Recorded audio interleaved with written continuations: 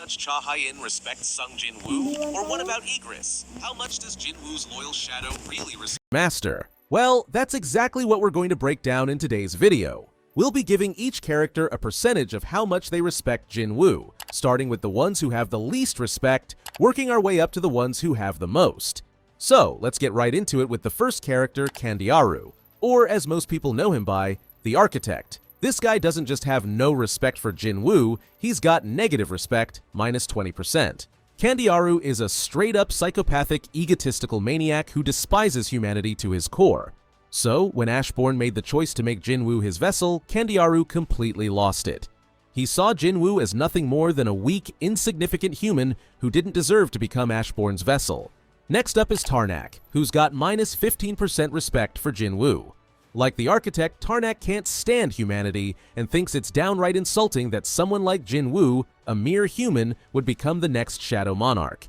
But here's the thing, even Tarnak can't ignore how strong Jinwoo becomes over time.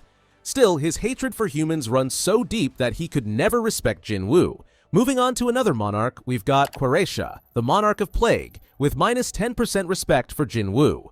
Known as the Queen of Insects, Queresha sees all her insect minions as her precious children. So, when she saw Biru, the Shadow of the Ant King, and under Jinwoo's control, she was not happy. She wanted Biru to break free and submit to her as his true mother. So naturally, this turned into a personal grudge against Jinwoo, as she absolutely hated that he had control over her child. And now for the last character in the less than 0% respect club, we've got Hwang Dong-soo with minus 10% respect. This guy straight up hates Jinwoo, and for one very personal reason, Jinwoo killed his brother, Hwang Dong-suk. That grudge ran so deep that Dong-soo literally dropped everything and flew from the United States to Korea just to track Jinwoo down and take him out. But when he found out Jinwoo was stuck in a red gate, he lost his shot and stormed back to the US, fuming. Dong-soo is the textbook definition of a selfish, murderous meathead. He doesn't value human life at all, except for his brothers, of course, so yeah, he really doesn't have any respect for Jinwoo. Alright, let's get into Hwang Dong-soo's brother, Hwang Dong-suk, who's got 0% respect for Jinwoo. This guy had absolutely no respect for anyone he thought was beneath him, and he saw both Jinwoo and Jinho as nothing more than disposable E-rank hunters whose only purpose in life was to be sacrificed so he could make an easy profit on his raid. Even when Jinwoo revealed his true strength, turning the whole situation around, Dong-suk didn't gain even an ounce of respect for him. Nope, all he wanted to do was kill Jinwoo out of pure rage and desperation. Let's move on to someone who's actually got some respect for Jinwoo, Kong Tae-shik, who's got 35% respect. Now, Tae-shik's a pretty ruthless guy, but he's also got respect for anyone stronger than him. When he faced off against Jinwoo during the Dungeon and Prisoners arc, things didn't exactly go his way, as Jinwoo ended their fight with a brutal stab to the chest. But here's the thing, Tae-shik didn't go out bitter or full of hate. Instead, he accepted his loss with dignity, fully acknowledging Jinwoo's strength. And before he died, Tae-shik even took the time to warn Jinwoo about the dangers of power, pointing out how easy it is to lose yourself when chasing strength. So in the end, Tae-shik might have lost the fight, but he gave credit where it was due.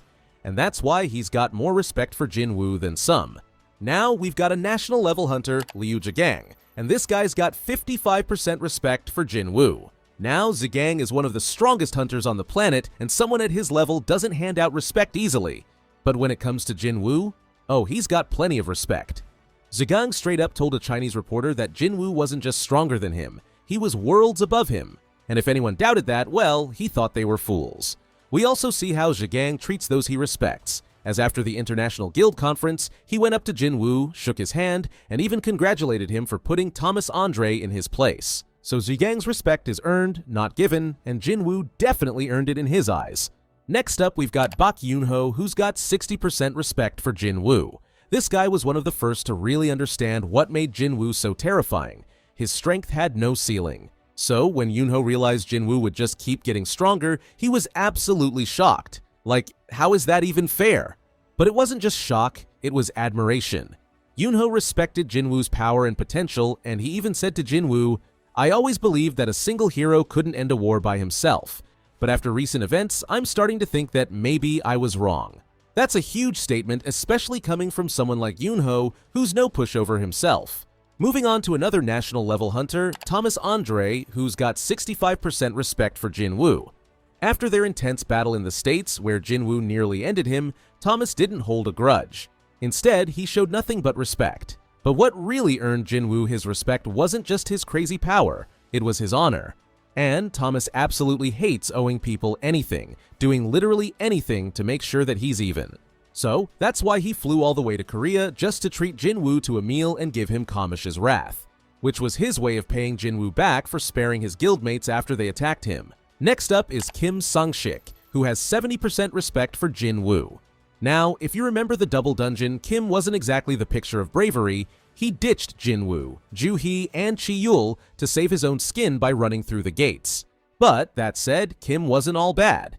After making it out of the double dungeon alive, the guilt of leaving Jinwoo and the others behind really ate away at him. He genuinely believed that the only reason he survived was because of Jinwoo, and it weighed on his conscience. So, before he died, Kim finally came clean and apologized to Jinwoo for his cowardice. That apology, even at the end, showed he wasn't just some heartless coward. He truly respected Jinwoo and wanted to make things right. Now, we've got Woo Jin-chul, and he's got 95% respect for Jinwoo. Jin-chul first witnessed Jinwoo's raw power up close during the Ajin Guild raid when he was sent to observe Jinwoo in action. So, when Jinwoo took down the dungeon boss with a single strike, Jin-chul was left completely stunned. He was drained just from watching Jinwoo's overwhelming strength. Later, when Jinwoo and Jinho were heading to the International Guild Conference, Jin-chul was assigned as their bodyguard. But he of course knew they didn't need protection, so he was incredibly embarrassed, especially when Jinho teased him about it. So, bottom line, Jin-chul sees Jinwoo as an absolute beast, and he truly respects him. Another character with 95% respect for Jinwoo is Hang Song-yi. When we first met her, she wasn't exactly the nicest, and she had also dropped out of high school to chase the fast money that came with being a hunter. But all that changed after her near-death experience during the Red Gate incident, where Jinwoo stepped in and saved her life. After that, she started to see Jinwoo in a completely different light. Instead of calling him Mr., she began referring to him by his first name. And she also made some big life decisions after the incident, like going back to school to finish her education, as she realized she would never reach the kind of strength that Jinwoo had. In the end, Song-yi respects not only Jinwoo's insane strength, but also the fact that he kept her safe the entire time during the Red Gate incident. Now we're almost at 100% respect, but before that, we've got Lee Joo-hee, who's got 98% respect for Jinwoo. Joo-hee and Jinwoo share a really close bond, and she's been by his side through a lot, even following him on raids just to make sure he didn't get himself killed. She saw the brave side of him, but she was always concerned about his health, so when Jinwoo got seriously injured during a raid, she got genuinely mad at him for being so reckless. But she did tell him she'd forgive him, if he took her out for a meal afterward.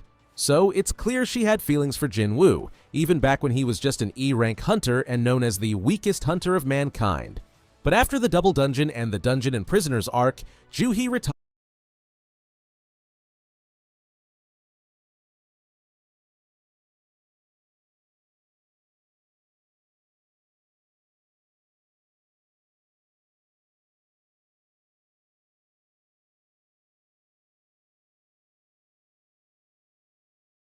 But it ends here because we're going to play Roblox.